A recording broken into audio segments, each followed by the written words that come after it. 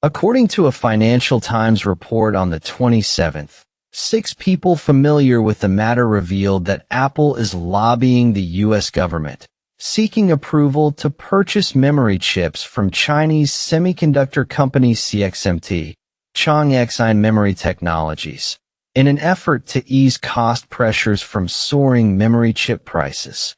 This Thursday, Apple took the rare step of raising MacBook and iPad prices, wiping out $263 billion in market value in a single day, the second largest one-day drop in history. Apple blamed the price hikes on unbearable memory costs and said it would pass the costs on to consumers, following similar price adjustments already taken by multiple consumer electronics manufacturers. If CXMT can be brought into its memory supply chain, it would relieve the squeeze Apple faces from upstream suppliers. The overseas memory chip industry is highly concentrated, with only 3 giant players left. The DRAM memory used in Apple devices currently relies primarily on supplies from US-based Micron Technology, South Korea's Samsung, and SK Hynix. Reports say that in 2023, a global memory glut caused DRAM prices to plummet, allowing end-product makers like Apple to stockpile large volumes of low-priced inventory. But over the past 3 years, the artificial intelligence boom has completely reversed the operating environment for memory makers. Major tech giants poured hundreds of billions of dollars into building AI infrastructure, and demand for high-end, high-bandwidth memory, HBM, has surged, directly leading to persistent shortages of conventional memory used in consumer electronics. That on June 12, the China Securities Regulatory Commission approved the registration application for the initial public offering of Changxin Technology Group Company, Limited. In this IPO, Changxin Technology plans to raise a total of 29.5 billion renminbi, making it the second largest IPO in the history of the STAR market, behind only SMIC, which raised 53.23 billion renminbi in its initial offering. The latest data shows that in the first quarter of 2026, Changxin Technology posted revenue of 50.8 billion renminbi, up 719.13% year-on-year. Net profit attributable to the parent company reached 24.762 billion renminbi, up 1,688.3% year-on-year.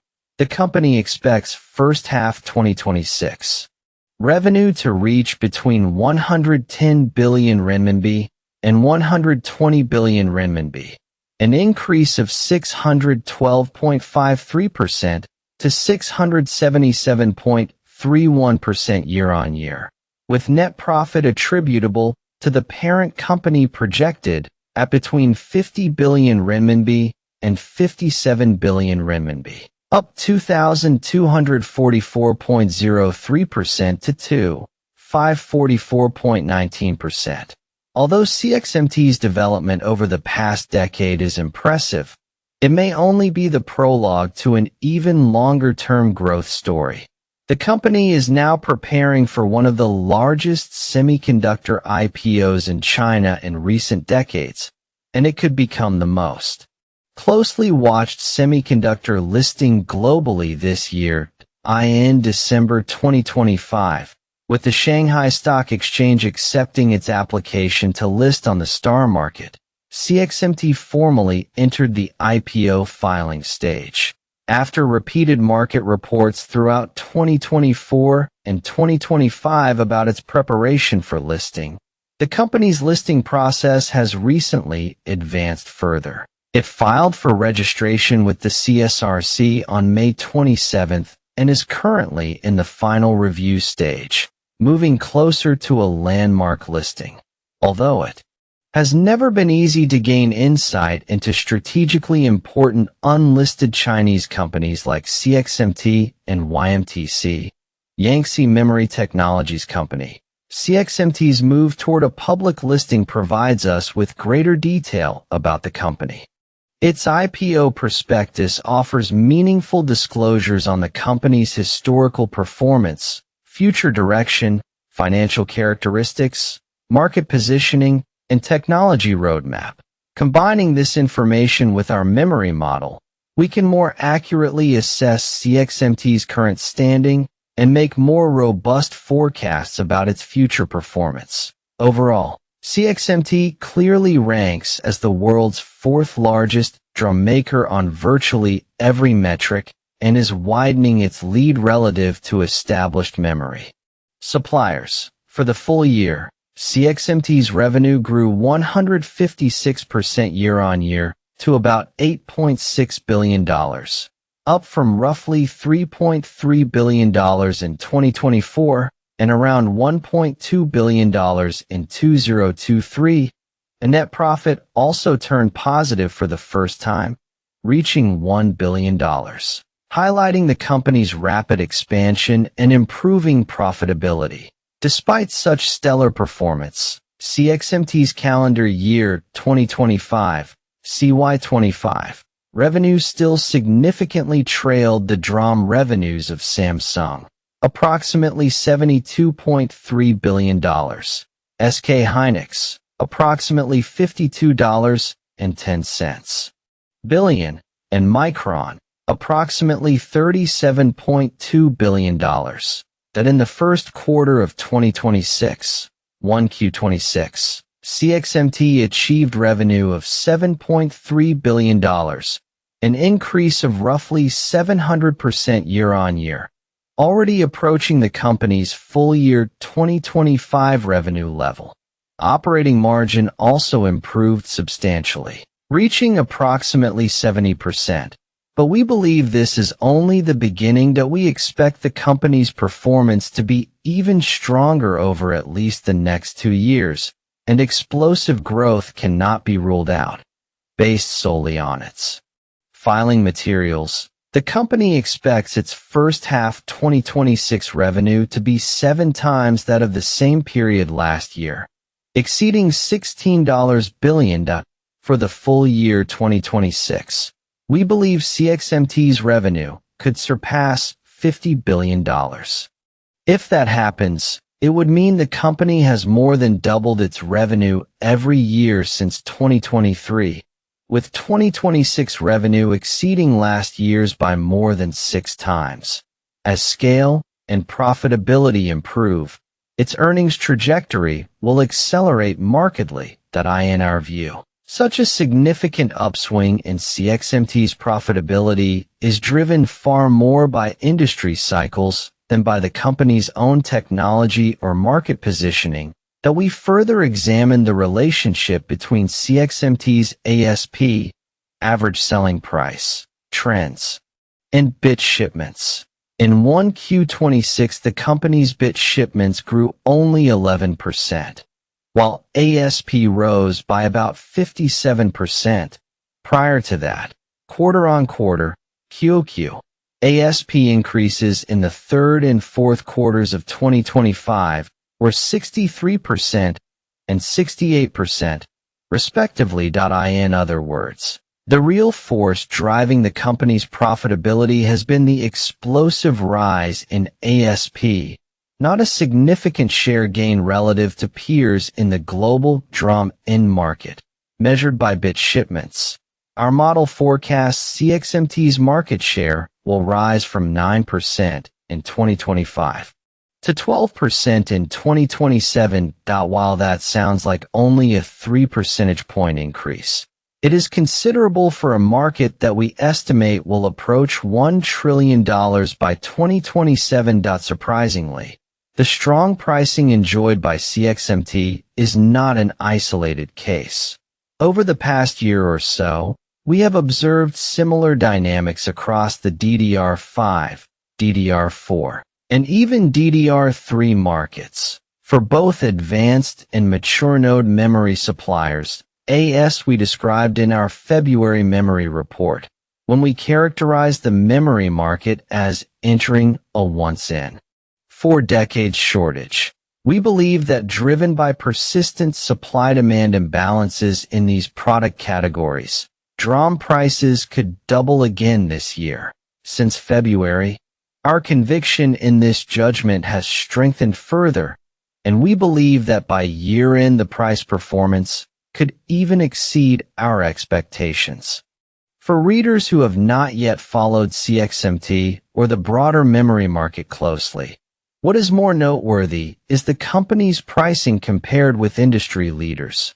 Based on our memory model, CXMT's DRAM ASP challenges the common misconception that Chinese-made memory is structurally cheaper, will flood the market at low prices, and thereby depress global prices. While that may have been true in certain cases in the past, we believe it is not accurate in this cycle, and the latest company data points support the same conclusion. Taking 1Q26 as an example, CXMT's DRAM ASP was only slightly below those of Samsung, SK Hynix, and Micron, with the gap in the same period at around 5–10%. According to our full year 2026 estimates, this relative relationship will largely hold, but the gap will gradually widen. That we believe that the widening gap over the coming quarters owes more to changes in product mix than to inherent pricing differences. Leading suppliers have a higher proportion of server DRAM in their bit shipments, while server DRAM also enjoys a more favorable pricing outlook than consumer DRAM. Both factors continue to deliver benefits. Therefore, as the share of servers in DRAM in-market demand rises, we expect the proportion of server-related products in the product mix to increase further in the coming quarters. That by the end of 2027, we expect server DRAM and HBM to account for well over 50% of the total DRAM end market. Given that server DRAM and HBM have a higher $/GB than other memory end markets, the rising share of server DRAM will widen the ASP gap between leading memory suppliers and CXMT further, particularly considering the significant HBM price increases expected in 2027. We provide 2027 HBM pricing in our accelerator and HBM model and memory model. We also have details on the LTAs, long-term agreements, of major memory buyers such as hyperscalers and NVIDIA. The strong ASP tailwind has significantly improved the company's gross margin profile. CXMT's FY25 gross margin reached 37.8%, already approaching Samsung's 39.4% and Micron's 39.8%. However, this level still remains well below SK Hynix's 60.4%, as SK Hynix benefits from a higher proportion of HBM in its product mix, which delivered higher ASP and gross profit last year. CXMT's roughly 38% gross margin represents a dramatic improvement from -113% in FY23 and -4.7% in FY24. That last year was not only the year CXMT's gross margin hit a record high, but also the first year the company achieved a positive gross margin. DRAM ASP continues to move upward in 2026. CXMT's profit structure is improving further. Its operating margin reached 70% in 1Q26 versus 73% for SK Hynix, 81% for Samsung, and 84% for Micron in the same period. In addition to strong ASP growth, the company's margin improvement also benefits from the fact that its product mix is almost entirely focused on commodity DRAM, which currently actually carries higher margins than HBM. According to the company's disclosure documents, nearly all of the company's bit volume comes from conventional LPDDR and DDR products. HBM's contribution to the company's revenue and profit remains extremely limited. This becomes even clearer in a simple cost per bit analysis we conducted on the DDR5 products of the 4 memory suppliers. For DDR5, we find that CXMT's cost per bit is still significantly higher than that of the 3 leading suppliers, by more than 30%. However, because DDR5 pricing in 1Q26 was already exceptionally strong, we think this still pushed CXMT's gross margin above 70%. This suggests that the improvement in CXMT's profit structure is primarily price-driven, rather than stemming from a material improvement in product competitiveness or cost structure in addition to record profitability.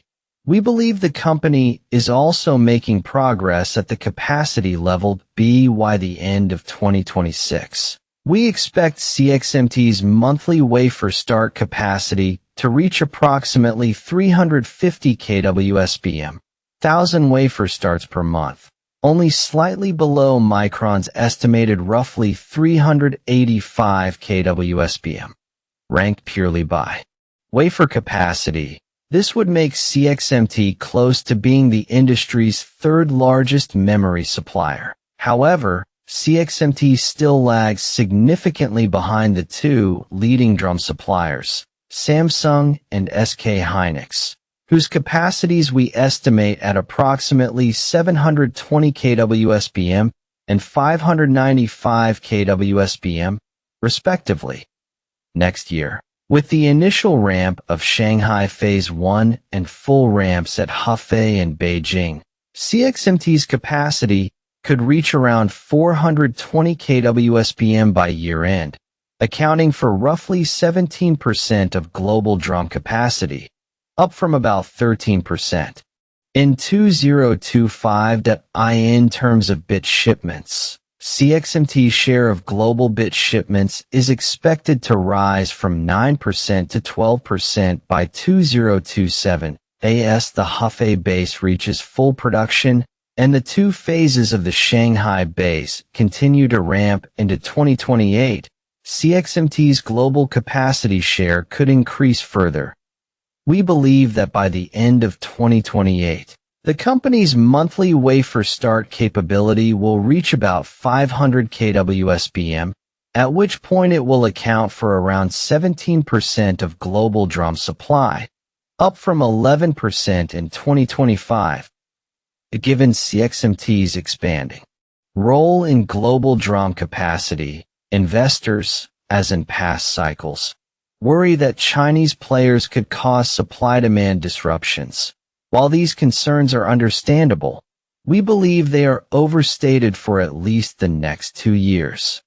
We have incorporated incremental wafer capacity and bit shipments from CXMT and other memory suppliers into our model, and even assuming capacity utilization rates in the high 90% range, we still find DRAM supply to be extremely constrained. We are continuously and rapidly updating the new capacity, demand, and price assumptions in our memory model at a pace much faster than TrendForce or sell-side investment banks.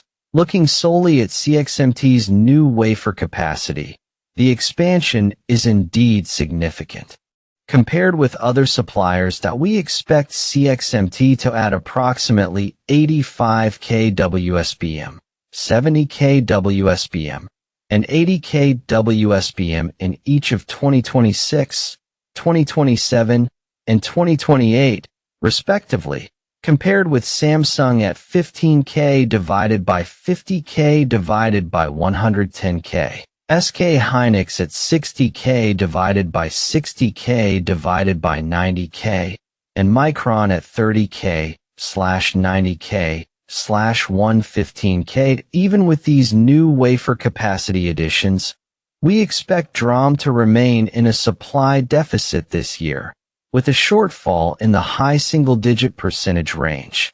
Next year, the supply gap at the bit level will widen to the low to mid-teens percentage range. We have already elaborated above on why DRAM is likely to remain in short supply through 2028 even with these incremental wafers coming online, that we believe the company has almost no ability to irrationally accelerate expansion beyond its current pace, and thus materially disrupt the extremely favorable pricing environment. Because fab construction cycles are simply too long. It is this pricing backdrop that has driven the explosive growth in the company's performance, and the company would also like this trend to continue. Based on the fab construction progress we track, we have yet to see signs of such a possibility, but we would also stress that if fully maxed out, the company's Shanghai base could have total wafer capacity exceeding 400K wspm. In terms of wafer capacity, we see a rather limited allocation to HBM. Combining all publicly available documents related to CXMT's IPO to date, we find that wafer allocation to HBM has so far been very limited. By the end of 2025, we believe only about 5K wspm of CXMT's total capacity of roughly 265K wspm was allocated to HBM, that we expect that figure to rise to about 30K wspm by the end of 2026 and to about 55K wspm by the end of 2027. This capacity evolution path is also more consistent with CXMT's disclosures.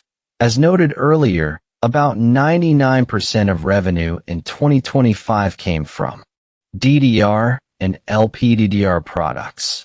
That said, the dynamics of this wafer capacity allocation could change. We believe that China's broader push for AI computing self-sufficiency could come into tension with the company's strategic priorities.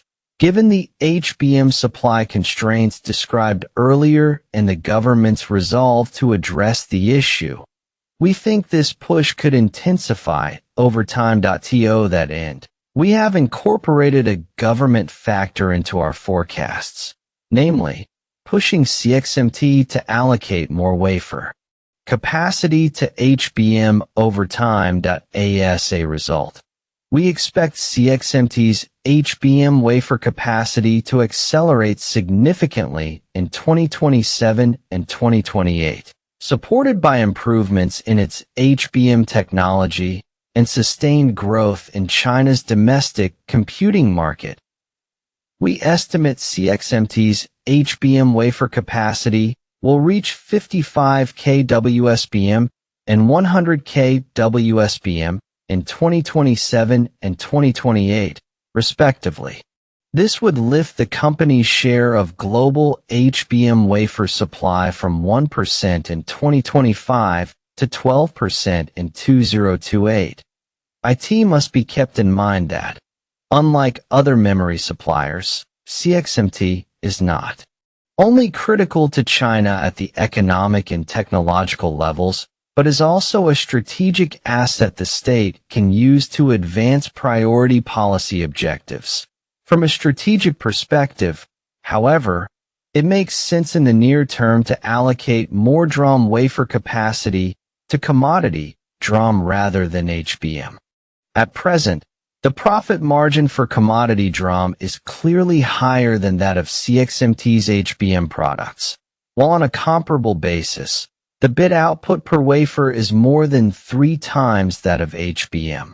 Given that CXMT's HBM technology is not yet fully mature, allocating significant wafer capacity to HBM would likely yield only limited profit, while consuming scarce DRAM wafer capacity that could otherwise be used for higher margin commodity DRAM with much larger shipment volumes. In this context, prioritizing commodity DRAM is more economically rational and better aligned with CXMT's current manufacturing capabilities and pricing environment.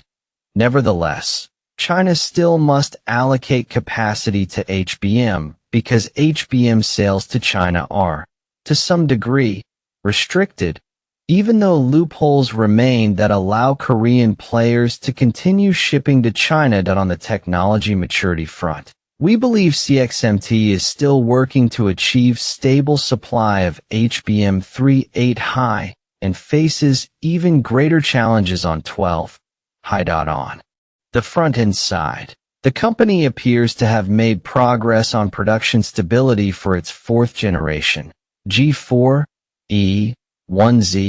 equivalent DRAM. We believe the majority of CXMT's DRAM output this year will be manufactured using the G4 process node. However, considering that the core DRAM die used for HBM has a larger chip area, higher cell performance requirements, and more stringent overall performance metrics compared with commodity DRAM, its front-end wafer sort yield should still be significantly lower. We think front-end wafer probe yield remains the company's main challenge, and the gap with peers is still large. Although we believe CXMT has improved yields at the G4 node, given the low margins we observed during 2024 and 2025, we suspect it is still below the industry's mature yield standard of 85% to 90% at the 1Z node. This suggests that equipment capability constraints and manufacturing process know-how remain persistent hurdles CXMT needs to overcome. Regarding the next generation process node G5, i.e., 1A, equivalent DRAM node. In theory, it can be advanced without EUV, as Micron did at its 1A node, but it will face increasing process and design challenges. When this node is applied to the DRAM die used for HBM, these challenges will further intensify manufacturing and design pressures, even if the company compensates for yield losses by increasing wafer starts. Lower yields and a more difficult ramp pace could still affect the company's bit output. Furthermore, we believe die stacking remains the primary obstacle for CXMT's HBM. HBM stacking typically introduces a range of significant technical difficulties, including thermal stress, die cracking, warpage, bonding defects, and yield losses from multi-layer stacking.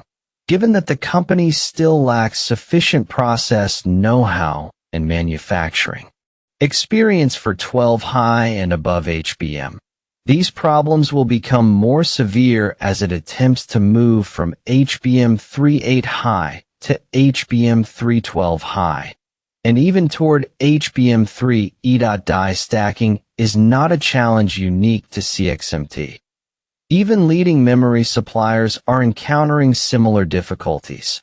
For 12-layer stacked HBM4, we understand that suppliers are still contending with significant stacking-related issues, including die cracking, thermal management challenges, and yield losses. These challenges become even more pronounced when memory suppliers try to produce 16 high or even 20 high stacked HBM. For the next generation HBM4E, we note that one reason Rubin Ultra is expected to adopt 12 high HBM4E rather than 16 high is supply. 16 high HBM requires higher DRAM wafer input intensity and involves a more complex manufacturing flow, which leads to higher wafer wastage and reduces the effective supply of DRAM bits. In an environment of extreme DRAM supply constraints, this puts both memory suppliers and customers in a very difficult position, and we think the likelihood that CXMT will skip HBM3 and focus instead on HBM3 high and 12 high is increasing. We assess that this potential roadmap adjustment is driven by two factors. 1. Customer demand for more competitive HBM products in the 2027 time window. And 2. Mainstream accelerators will be equipped with HBM3E, HBM4, and HBM4E on the back-end side. While there is still debate over whether CXMT adopts MRMUF or TCNCF, We believe the packaging challenges are relatively more manageable because the company and its back-end partners face fewer export control constraints. CXMT has been working for some time with leading OSATs such as Tongfu Microelectronics, and we think its back-end capabilities should have gradually improved, though gaps likely still remain compared with leading memory manufacturers. Given the manufacturing challenges described above, in our model we assume CXMT's HBM3 high front-end and back-end yields are approximately 35% and 70%, respectively, implying an overall yield of only about 25%, considering the higher difficulty of die stacking and bonding. We believe this figure would be even lower when the company attempts to produce HBM312 high or HBM3E12 high at these yield levels. Under the same drum wafer capacity, CXMT's HBM output would be more constrained than that of top-tier suppliers.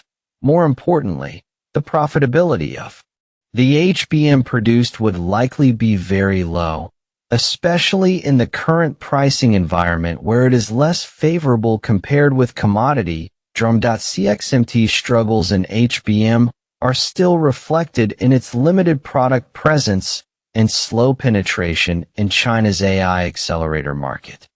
We believe only Huawei, Cambricon, and a few emerging Chinese AI chip startups might adopt CXMT's HBM, though we doubt the adoption rate will be high.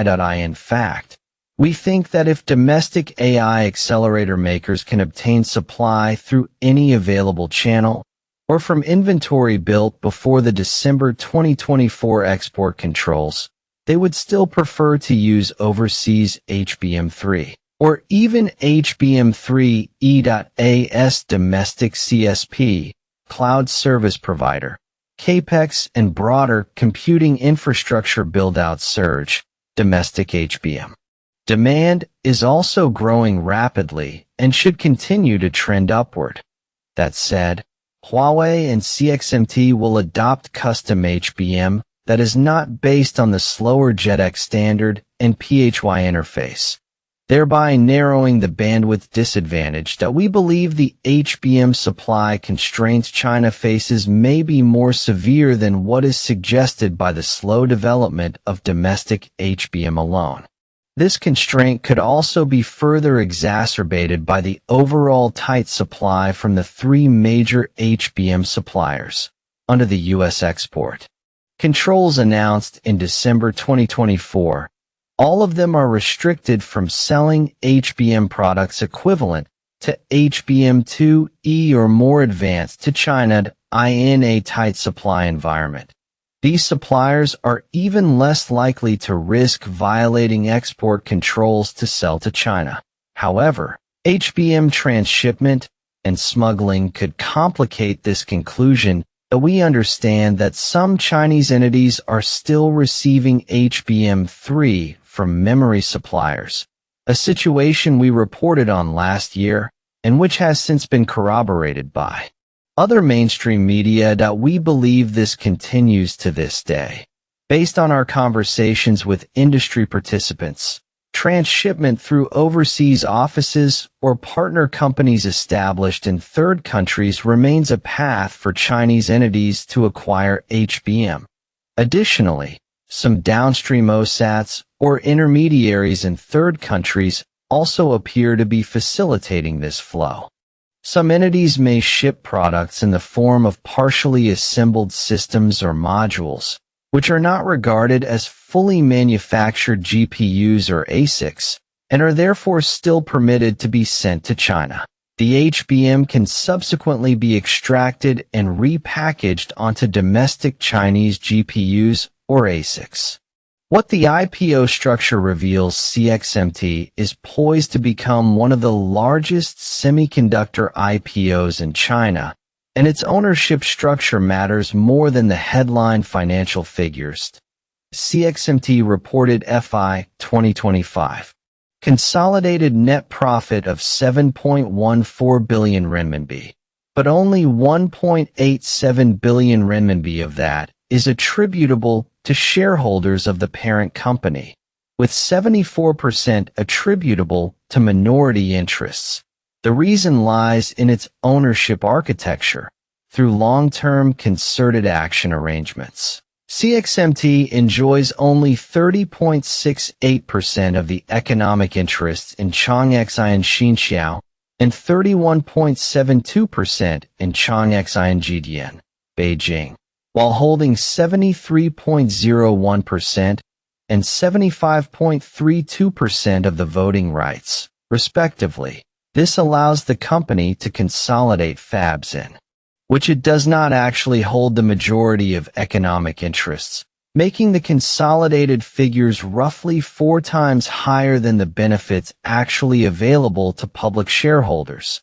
The same voting structure also undercuts the company's claim of having no controlling shareholder and no de facto controller, which the prospectus lists as a formal governance risk that CXMT exercises majority voting control over its fabs through concerted action agreements, state capital platforms, including the National IC Industry Investment Fund Phase 2, Huawei, and Huawei, will collectively still hold more than 30% after the listing at a time when CXMT's relationship with the state is under intense scrutiny. This arrangement appears designed to manage export control and foreign investor perceptions. The widely reported fundraising amount significantly understates the actual size of this listing. CXMT plans to deploy 29.5 billion renminbi, approximately $4.1 billion, while issuing shares equivalent to 10% to 15% of the total post-issuance share capital. If the entire funding requirement were covered through this IPO, the implied issue price would be around 4 renminbi and 41 cents at 10% dilution and around 2 renminbi and 78 cents at 15% dilution, compared with the 2 renminbi and 63 cents price during the June 2025 funding round.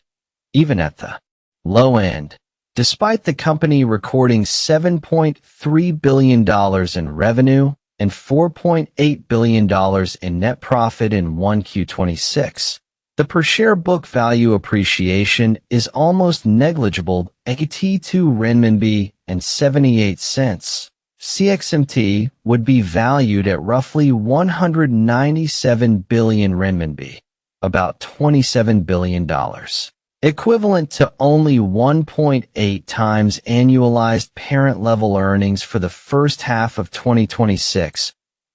This arithmetic floor price is far below a reasonable book-building valuation that we believe this pricing is too low and that the valuation should be significantly higher. The use of proceeds reinforces CXMT's current priorities out of the planned net proceeds of 29.5 billion renminbi, 20.5 billion renminbi, 69.5%, will be used for wafer production lines and DRAM technology upgrades, and 9.0 billion renminbi, 30.5%. will support forward-looking DRAM R&D that the prospectus does not disclose any dedicated HBM projects, nor does it mention HBM.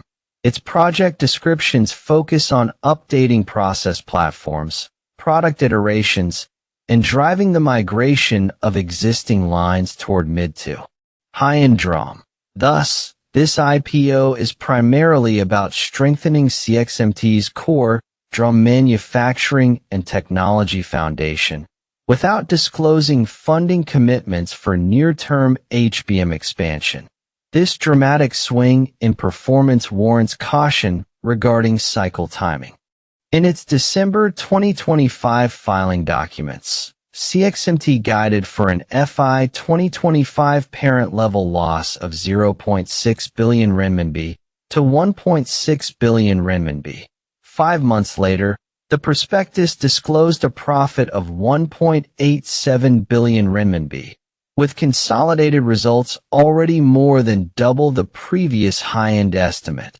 This also shows that when DRAM prices are high, the valuation denominator, earnings, can swing upward or downward extremely quickly. Finally, Alibaba's position in the shareholding structure changes the interpretation of CXMT's demand side. Alibaba Cloud is simultaneously a core hyperscale cloud customer, a nearly 4% shareholder, and an endorser. It appears in the shareholder register alongside GigaDevice, the fabless company under the name of Chairman Zhu Yiming, which holds 1.8%. This effectively secures domestic shipment volumes in a meaningful sense, a guarantee that incumbent Korean players do not have in their home markets, and whose significance far exceeds what the seemingly modest shareholding percentages might suggest.